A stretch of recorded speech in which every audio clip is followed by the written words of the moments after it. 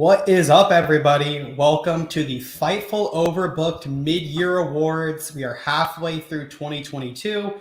I'm Caden. I'm joined by Rob Wilkins as we are going to be giving our mid-year awards. Rob, how are you doing?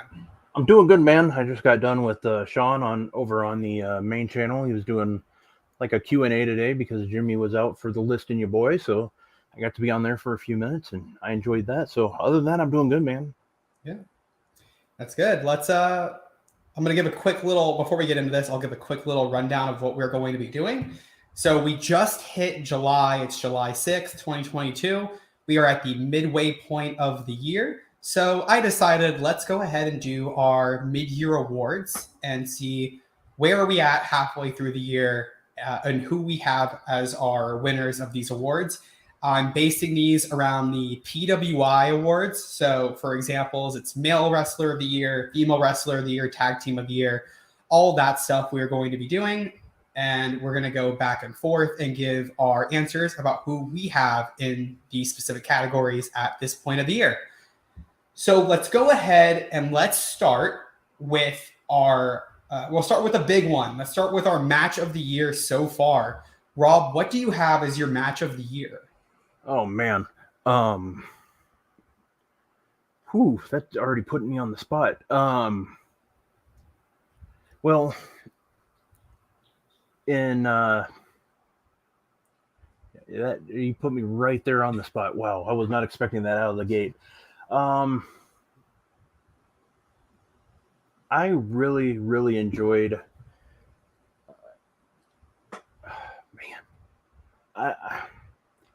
I'm gonna go with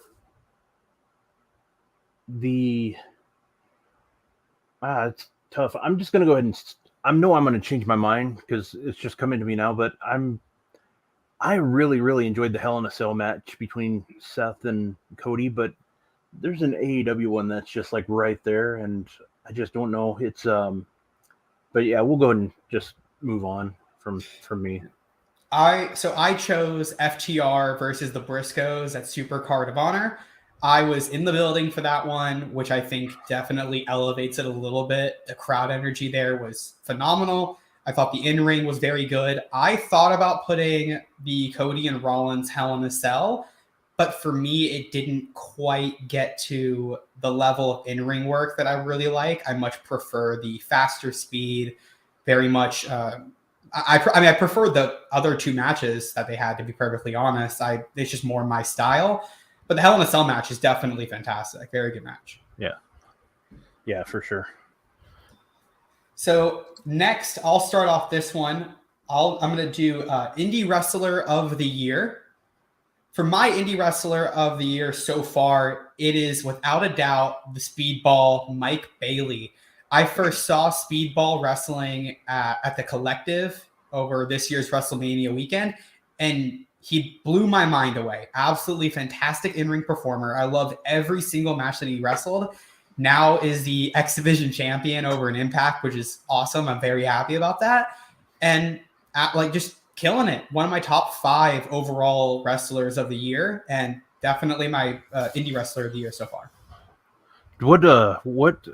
What has been your favorite match of his that you've watched? Like even in that, let's include Impact in that, because I'm just curious. Because I would probably say the match with Josh Alexander. I believe that was at Revolver Double or Nothing weekend. I love that match. Yeah. I'm gonna go with, and I see it in chat, but I'm gonna go with what Bacon says. Nick Wayne. He has been just outstanding.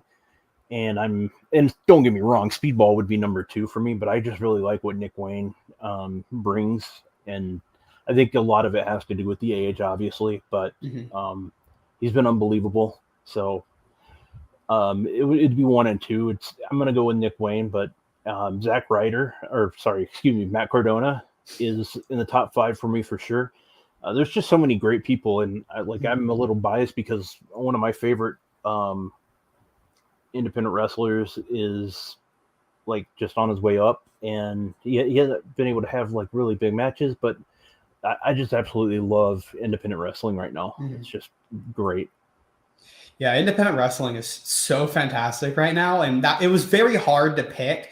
For me, it was a way, like kind of running away with it was Mike Bailey, and that was really after he won the X Division title. But if I would have done this 2 weeks ago, it probably would have been a 3-way tie between Mike Bailey, Nick Wayne, and Matt Cardona at that point. Yeah. Indie wrestling this year is just absolutely on fire, and there's no wrong answer. You have 25 people you can pick, and I'd say, yeah, that makes complete sense. Yep. So next, we're going to go with the most inspirational wrestler of the year. For this one, I'll go first. I chose Big E.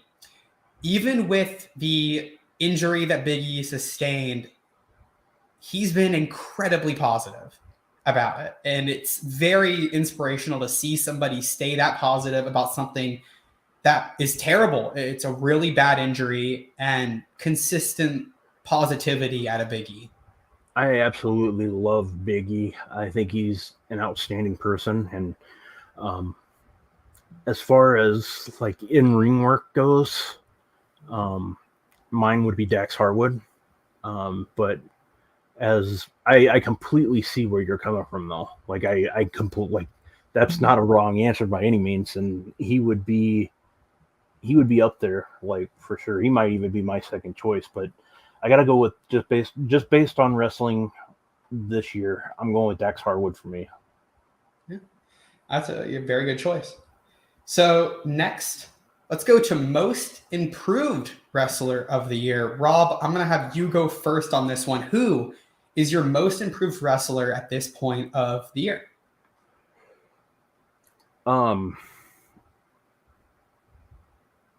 You know, from a booking standpoint, he's done well, obviously, but I've seen a lot of, I've been really impressed with him on Dynamite, and I think, man, it's really hard to say this, but I really like where, I'm gonna go with Wardlow, because from November on, and I see Jade Cargill. That's a perfect answer. And I actually want to change my pick to Jade Cargill because I didn't think of her. But that would be my number one, just because I've heard about her working out with Bryan Danielson, William Regal. Like, she's one of the first people. They have their thing. I think they said in the morning that at 11 a.m. whoever's there wants to work out, she's always there. And she, from everything I heard, she actually went up to Danielson, and I got to go with that. And I've seen a lot of improvement. And my other choice was Wardlow, though. It's Wardlow. I mean, he hasn't really, his character's gotten better, but he hasn't done much in the ring, so it's really hard to say. But I would say, based on actual in-ring, Jade Cargill was a perfect answer, and I should have thought of that before I saw it in chat. So, I had it between two people for this one. I was going either between Jade Cargill or Wheeler Yuta, and I decided on Wheeler Yuta. I think Jade's been very good, but what Wheeler has done this year has been just like phenomenal. Started off the year in a very low card spot. A lot of people considered him a jobber on AEW. Got his way into the Blackpool Combat Club by getting himself over back in, I believe it was April that they added him in, and got himself over. Went to Japan, had a very solid Best of the Super Juniors. Came back, had a very good pop at Forbidden Door that surprised me about how over he really is now. And then great blood and guts too. Wheeler Yuta was somebody who I really liked in 2021, but I needed to see that extra little edge out of. I needed to see that character work, and he's gotten it. He has his character. He knows who he is. And I believe that in the 6 months so far we've had, Wheeler Yuta has shown the most improvement to me. Yeah, that's a great choice too.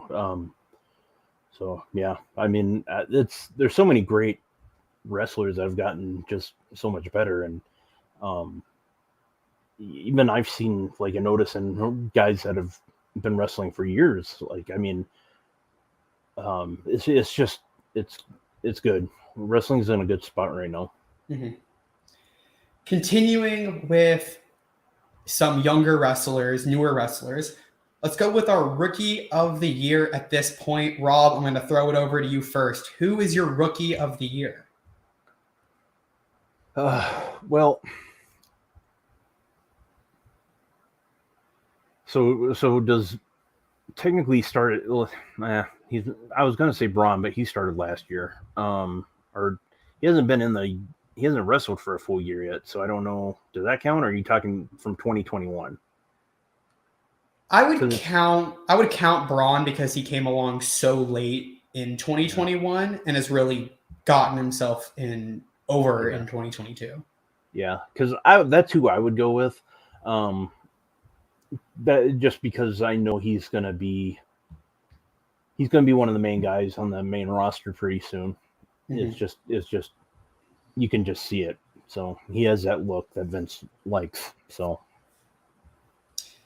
I've decided for my rookie of the year, I'm going with Ezekiel. Ezekiel has been absolutely fantastic on Raw. Great addition. You look at someone who came in, skipped NXT, didn't even have to go through developmental, and had first feud was with Kevin Owens. Is still in the feud. Fantastic segments. Yes, he's got an older brother, Elias, who helped him get so far and improve so much and become such a well-skilled wrestler. But you look at this guy who's already had pay-per-view matches and main storylines and is one of the most over people in the company. And he's only been there since early April. Ezekiel's rookie of the year, without a doubt for me. All right. Well played.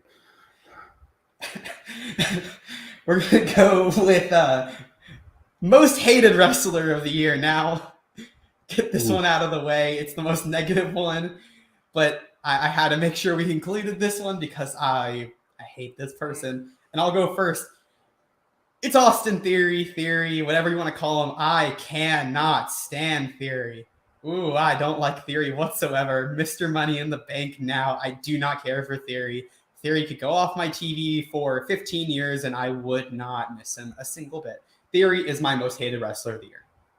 Yeah, I could see that where he would be. My most hated wrestler is that's the thing, because wrestlers, I'm gonna go with Omos. I just can't, I'm bored when he comes on TV because I just know it's gonna be boring. So sorry Ryan Sullivan, but Omos has done nothing for me. I think he even going back to last year, he's the one that held back AJ Styles, and AJ Styles is lost right now because Vince is crazy.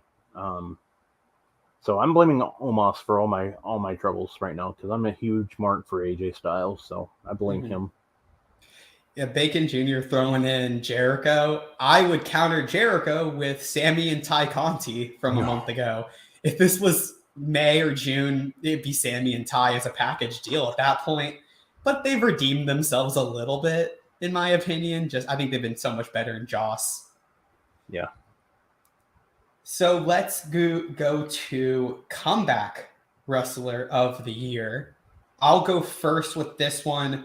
I chose a tie. I had a little bit of a tie between two people, mainly because I wasn't sure if one of them would be counted as a comeback, because technically they did wrestle in 2021, but missed most of the year and didn't really do much whenever they did wrestle. So the first option I had was Keith Lee. Keith Lee coming to AEW in early February and has had very good matches, very good promos.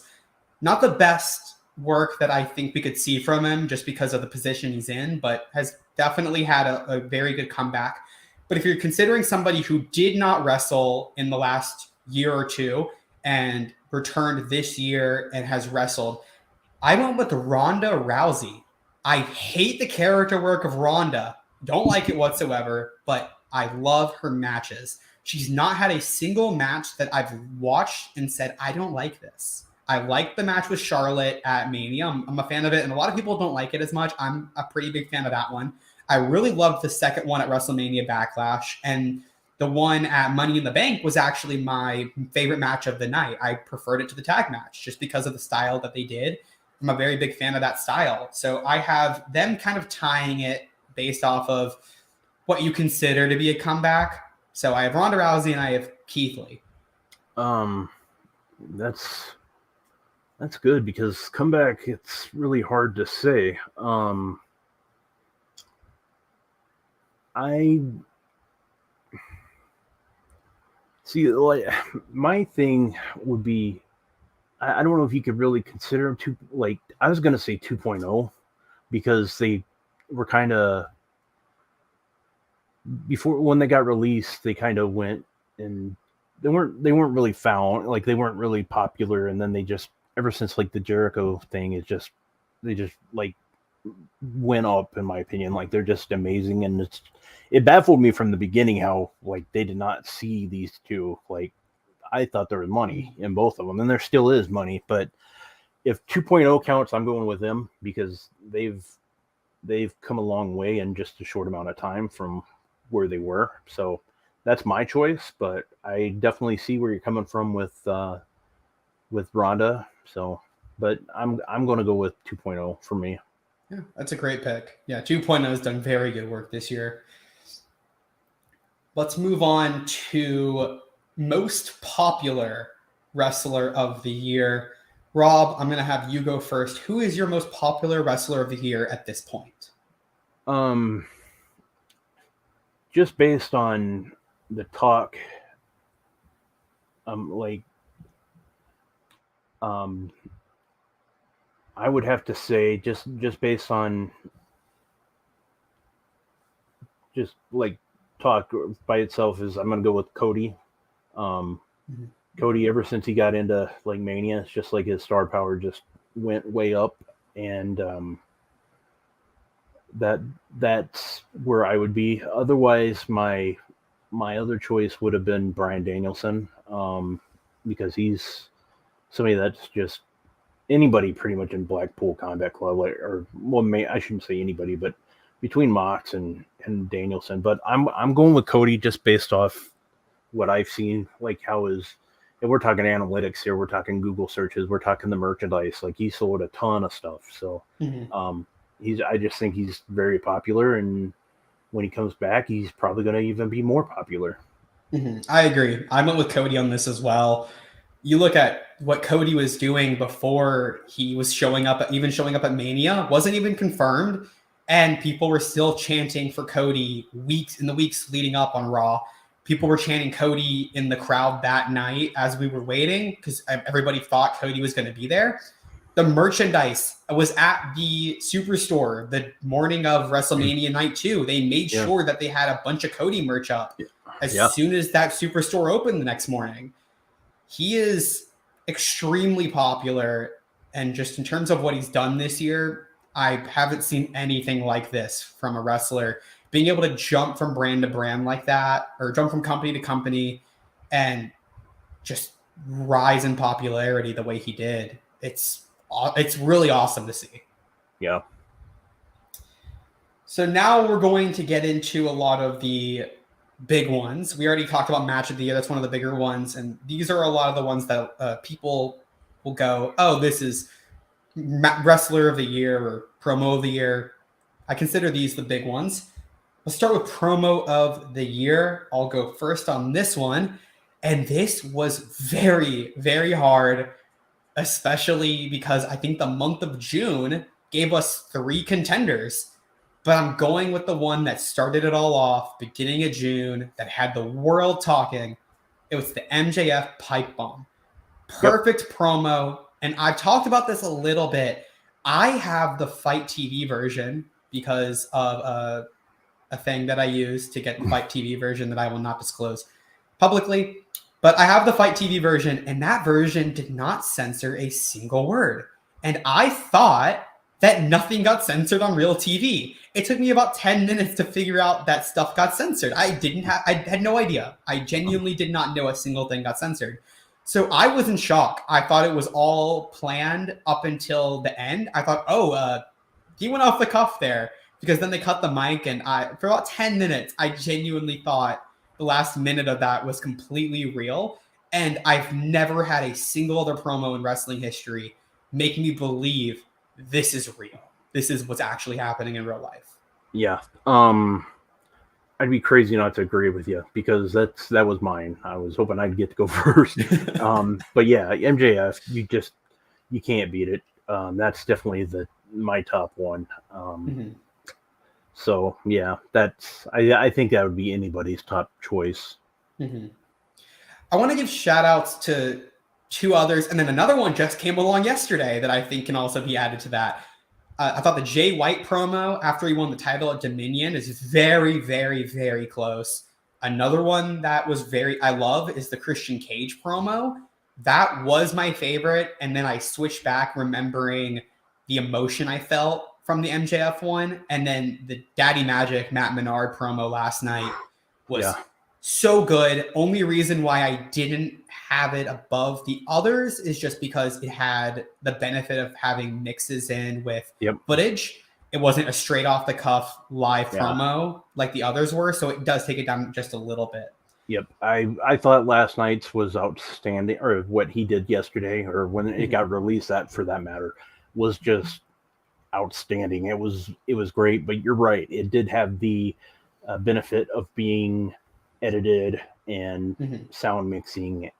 It was fantastic. I loved it, and I hope we get to see more of that kind of stuff because it was just so damn good. Yeah. Keeping in line with that type of stuff, let's go with Feud of the year. Rob, I'll have you go first. What's been your Feud of the year so far? I'm going with Cody and Seth.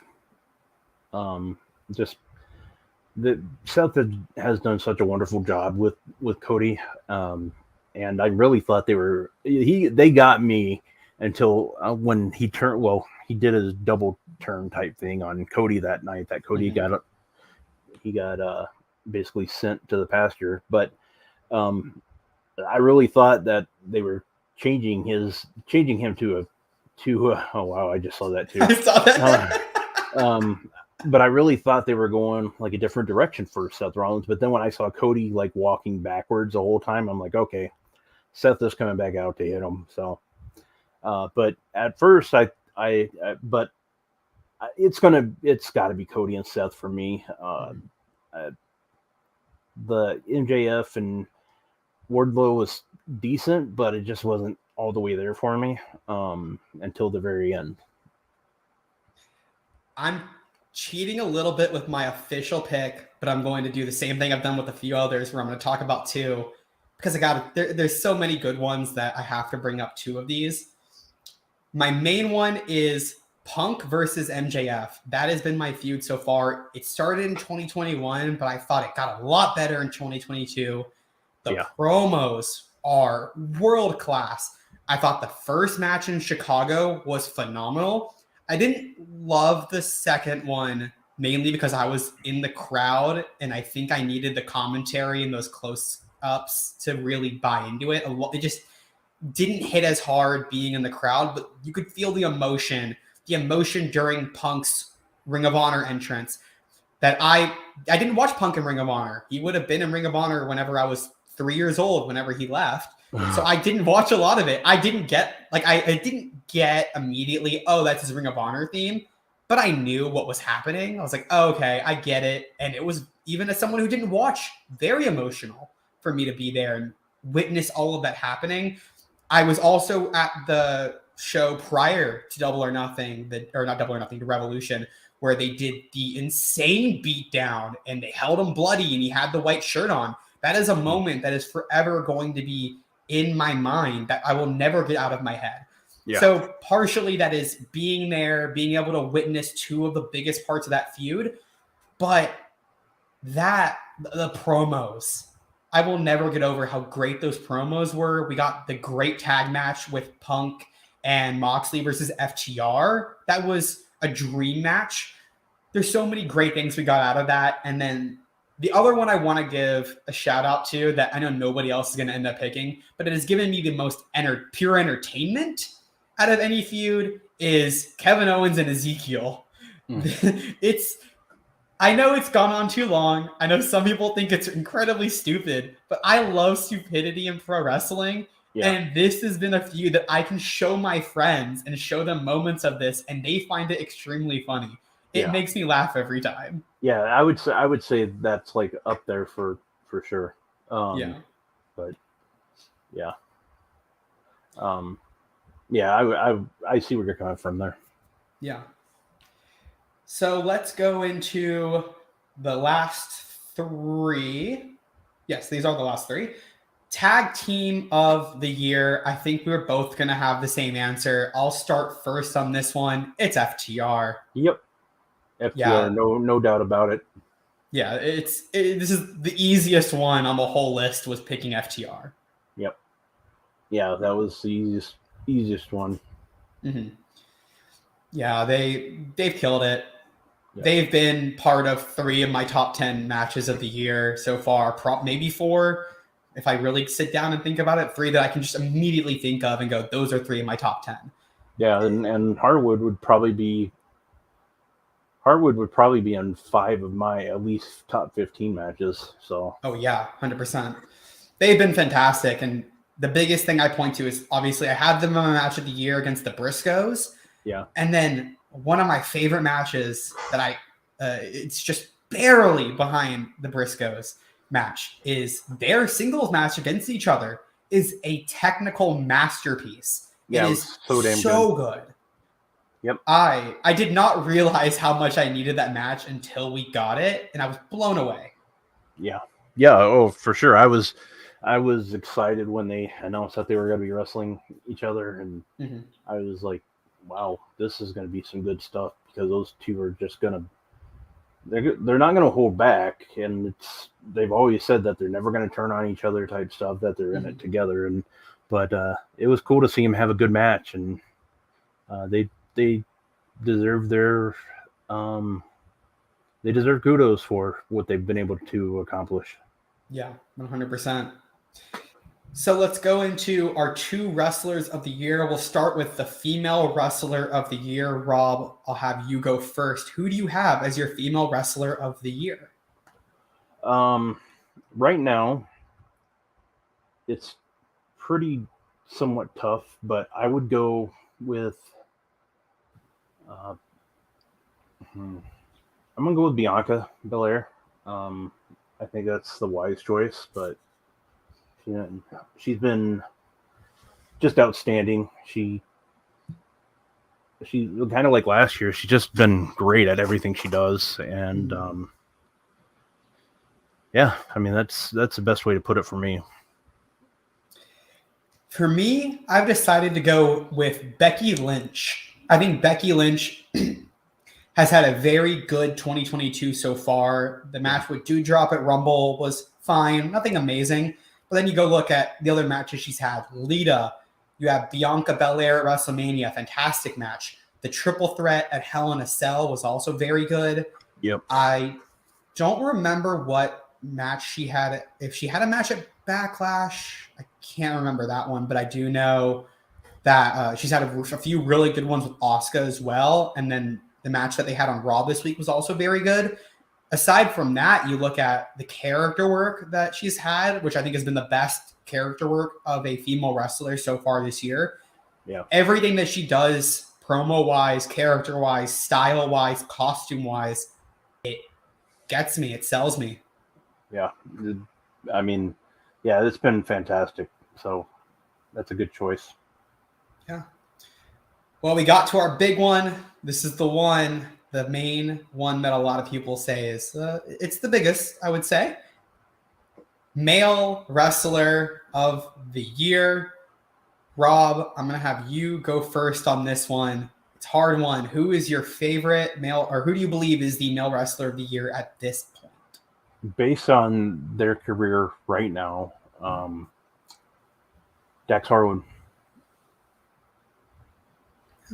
Dax Harwood would be my top wrestler of the year so far.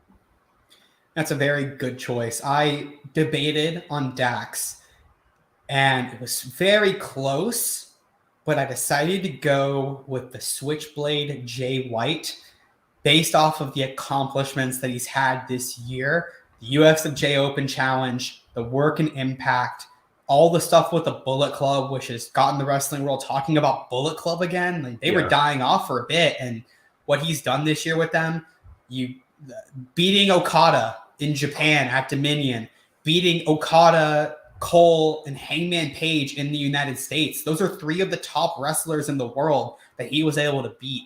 The accomplishments of Jay White, the in-ring work of Jay White, the in-ring work, and then the promo skills of Jay White this year have just blown me away.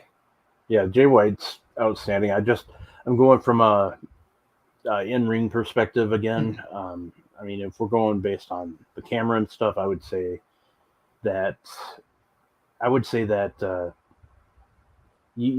just say basically based on like the in-ring, it's Dax for me. But if you add other stuff, I can see exactly where you're coming from.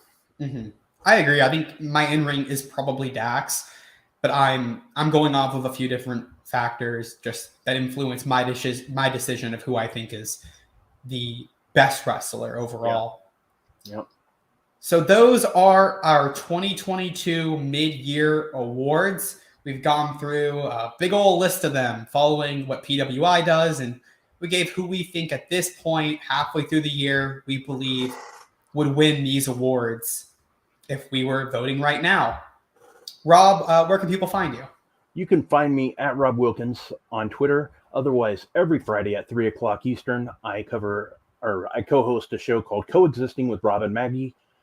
And I also, on Fightful Select, we move over and host a show called Coexisting After Dark. It's our post show. And then I do some writing on Fightful.com, and I also do some more Fightful Select stuff. I do retro reviews, and I also host the pay-per-view pre-shows. So if there's a big pay-per-view going on, I will usually be recording it or hosting it, not recording it, but hosting. So yeah. Well, you guys can find me on Twitter at Caden_FTW. It's right. I'm never going to get it. There. Got it. There. Right there. Go over there. Follow me on Twitter. You can also find me every Monday. We usually do it Mondays. More FMC over here on Fightful Overbooked. Tonight, you can find me on the True Heel Heat Wrestling live watch-along of AEW Dynamite with Romeo and all the guys over there at True Heel Heat Wrestling. And sometimes I join Rob over on Fightful Select for those pay-per-view pre-streams. Yeah. So good times. Yeah. Well, thank you guys for joining us for these mid-year awards. Make sure you guys leave a like, subscribe to Fightful Select over on Patreon, subscribe to Fightful Overbooked, subscribe to Fightful, all those good things. And thank you all for joining us. Peace. Sacrifice! Sacrifice! Sacrifice! Sacrifice!